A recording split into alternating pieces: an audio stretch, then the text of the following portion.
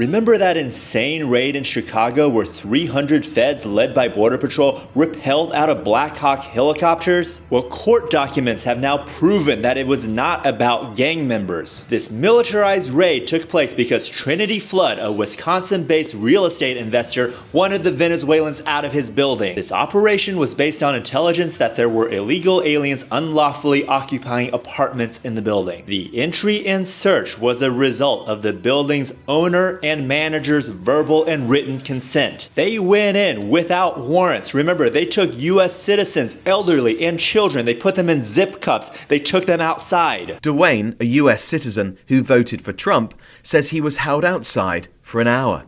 I wouldn't say that it's Trump's fault that this is taking place. They didn't have warrants. The landlord, the real estate investor, gave the feds a list of the apartments for them to clear out. And then the feds went in with Blackhawk helicopters, with armored vehicles, with guns drawn, and they cleared out those apartments without warrants. This lawsuit in Chicago lays out how DHS justifies these warrantless arrests. So they arrest people without warrants, and then after the fact, they create these boilerplate statements that say, he was at imminent risk of fleeing. And we know they're lying because these boilerplate, i.e. copy and pasted justifications, are filed after the arrest. DHS claims that these reports were written contemporaneously with the arrest and inadvertently left off their I-213s. To be clear, some of the Venezuelans were not living there legally. There were U.S. citizens who said he and others moved Venezuelan families into empty units, charged them whatever amount they believed was fair, and pocketed the money. That doesn't justify 300 feds descending on the building with Blackhawks and armored vehicles. So this real estate investor, Slumlord, is just letting his building rot. He doesn't want to go through the legal avenues of eviction, so he sends in a tip to ICE and sends in the federal government. The police forces are once again acting on behalf of capital, not the people. And what underlies all of this is just poverty. The Venezuelans are just trying to find an affordable place that they can exist. That is everything wrong in the world today encapsulated in this one event. They would rather spend $3 million on this operation and brutally round up these people than spend $100,000 on rent assistance. They would rather spend $78,000 per detainee to build up ICE than help immigrants build stable lives. That's what all this is about. All of you MAGA voters, you're gonna lose your jobs too. You're gonna lose your healthcare too. And then when you finally start speaking out, they're gonna use these same forces to come put you down.